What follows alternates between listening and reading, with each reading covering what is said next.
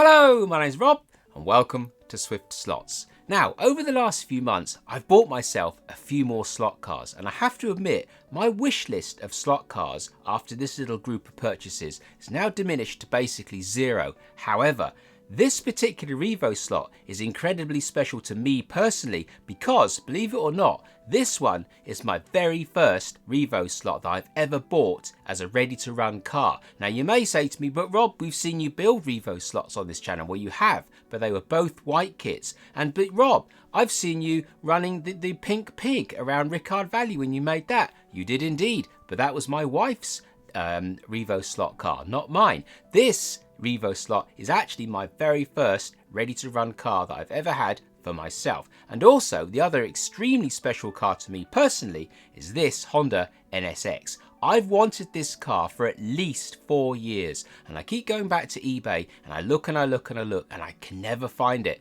And then this week I typed in NSX by Ninco and there was one, and I bid on it and I won it, and I'm absolutely over the moon to have got this car because it's absolutely spot on. So, and this Ninco here is just a beautiful car that I had to have when I saw it, because although I don't really go into convertibles and classic cars particularly, this car called out to me because it's got everything a classic car should have. So, I'm going to get you on the table, I'm going to show you these 3 cars in detail, and then we're going to run these 2 cars around Ricard Valley. Not this one, and I'll tell you why. And there we are. So let's crack on, let's have a look at these cars in detail.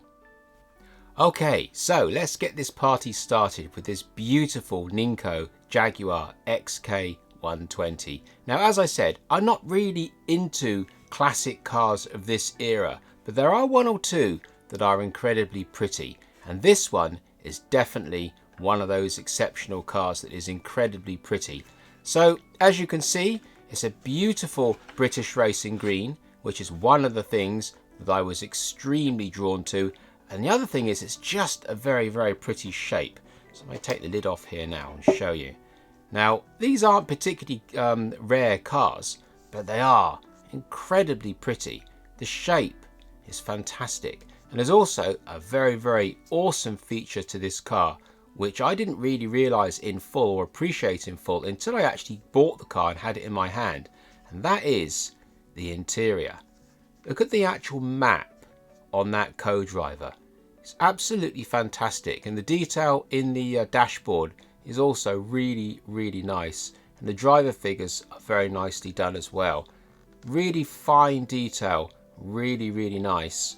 And I just thought it was a very, very, very pretty car, and I just had to have it. I really wanted an old classic car in my collection of a British racing green colour like this one, and just a really classy looking thing. And I think this one really does fit the bill. Absolutely beautiful wheels as well. It's a real pity that Ninco aren't still in business making slot cars, because they did make some really nice slot cars. And in my day, back in the 90s or the sort of 2000s, when I was racing slot cars regularly, Nincos were really up there with the best of them. And they were about the best cars that we had at the time, really. The NSR wasn't around and so on. These are way better than Scalextrics.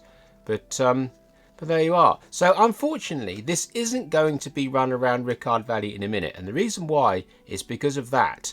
This car has never been taken off of its base, and it's never been run. So I don't really feel the need to take it off its base and run it. So, you know, a little bit of a maybe disappointment there, but that's the way it's going to have to be with this particular one. I just can't seem to bring myself to take this on off its base and run it. But I think we can all appreciate how well it's going to go and how well it's going to look. So that is my Ninco Jaguar.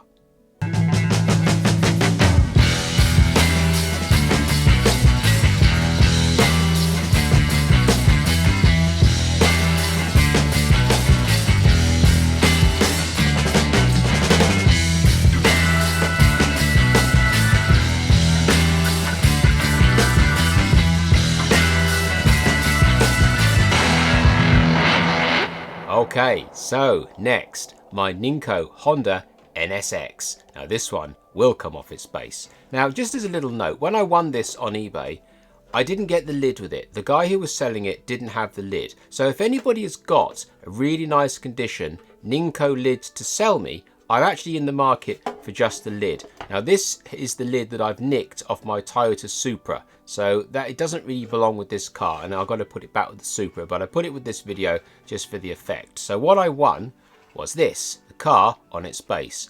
Absolutely stunning, stunning car. Now I've wanted this car for, like I said, for about 4 years, and every time I see it, it's either sort of battered or just stratospherically expensive. And the last time I actually saw one, in fairness, was about 3 years ago in the Swindon slot car swap meet. But he wanted something like £80 for it, and I thought, I'm not going to give you that. And of course it only gets rarer and harder to find, and it got to the point now where I basically never see them. And say last week typed in NSX again on eBay, and lo and behold, one was sat there ready to buy or ready to win, and it had my name all over it. So I waited until the last few seconds, put my bid in, and I won it. So as you can see, this one isn't sellotaped to the base, so I can take it off. Now the listing said that it was unrun, and to be honest with you, I've studied it through the microscope and looked at the braids, and I've looked at the tyres, and I honestly don't think it has ever been run. So that's a really good bonus there for the seller. He was completely honest, I believe, and there is the car. I absolutely love green cars. I absolutely love the shape of this Honda. It's really, really nice, and I will be running this one around Ricard Valley in a moment, and I believe it's probably going to be the first time it's ever run, although I have put power to the braids with a battery and it works absolutely perfectly. So let's take the lid off and I'll have a look and see what's underneath.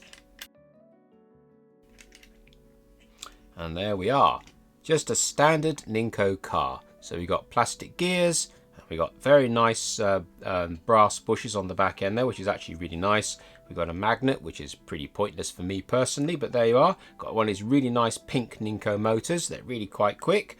And we've got a little bit of float in the front end. So obviously when this car was manufactured, they were still sort of dealing with this slightly silly amount of float. But, you know, that's the way it was in the day.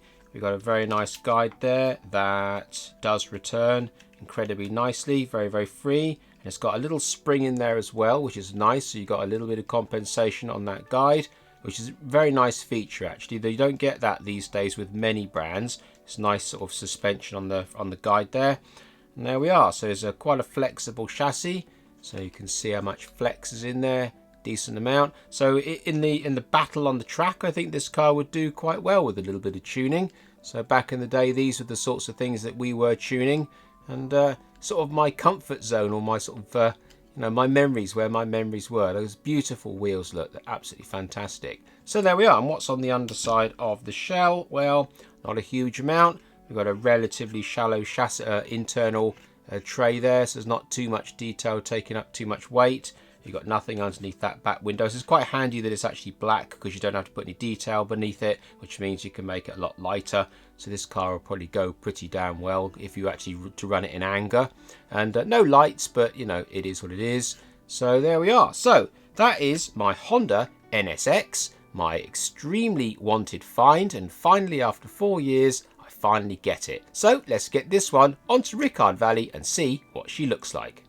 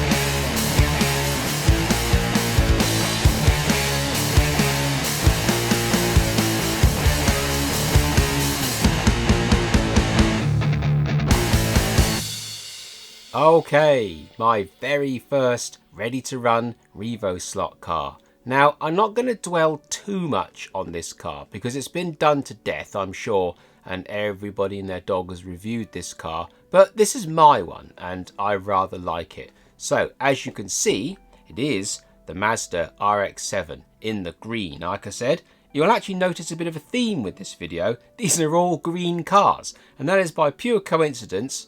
And obviously not that much coincidence, I guess, because I love green. So there you go. They're all green cars. So there she is.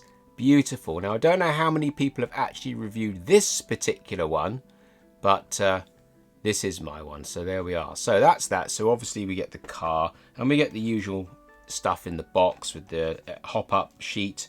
And we get a pair of wing mirrors. So I'm not going to run my car around Ricard Valley with the wing mirrors on, but we'll go to the turntable with the wing mirrors on so you can see what they look like. And we get a couple of stickers and whatnot in the box. That is what it is. But here is the car. So let's whiz her off of her base, and then we can see what colour the chassis is underneath the body, because I don't even know what colour the chassis is. And as you know, with these Revo slot cars, every chassis has got its own signature colour. So can I see through? Oh, I think it's blue. Cool, I like blue as well. So there's the underside, your standard sort of Revo slot metal chassis with a little bit of built-in float there. We've got a very, very nice smooth returning guide. The whole car is extremely solid. A lovely bit of back-end detail here with a really nice exhaust. And then coming around the sides, we've got some beautiful wheels, really nice wheels. There's that compensation in the chassis there, all sort of preset with those brass bushes. And on the front end, the bit that I really like about this car are the fog lights. I think they're really smart.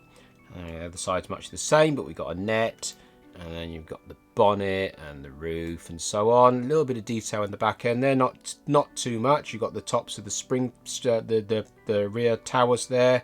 Little bit of a roll bar, obviously the aerial, very, very nice fine windscreen wipers, they're very good. And we've got some nice little driver figure in there, and the interior is a low level interior, which is great. We don't want too much detail in the interior really that we can't see. We're just carrying extra weight around. Bit of a decal underneath the wing.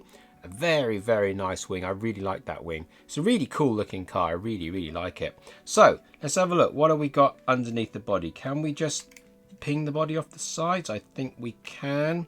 Yes, it's one of those. Right, okay, so we just spread the body very gently and take the chassis out. Yeah, oh, that's great. That's not a problem. So there we are. So there's your interior. So we got the 4 black rubbers, so they're not different rubbers front and rear. Very light vacuum formed interior tray, which is brilliant for weight. That's exactly what we want. The whole body is very, very light. I'm not going to weigh it because who cares? But it's just a very, very nice thing. And here is the all-important chassis. I've seen these all before. There's absolutely nothing special. I don't want to go over the same old ground over and over again. But just to show you, very nice. In the anodized blue, looks fantastic. We've got a plastic gear as usual with the brass pinion. Ball races all round as normal. Independent front axles with 0 slop. And then we've got this really nice amount of float on the front half of the chassis, governed by those brass little turrets there, which are interchangeable, and the different ones are in that sheet there in the box, as we all know. So nothing really special, you know, all the same stuff, but it is my first Revo slot as a ready to run, and it's an extremely nice car in my opinion. So let's get this car on the turntable and hit Ricard Valley.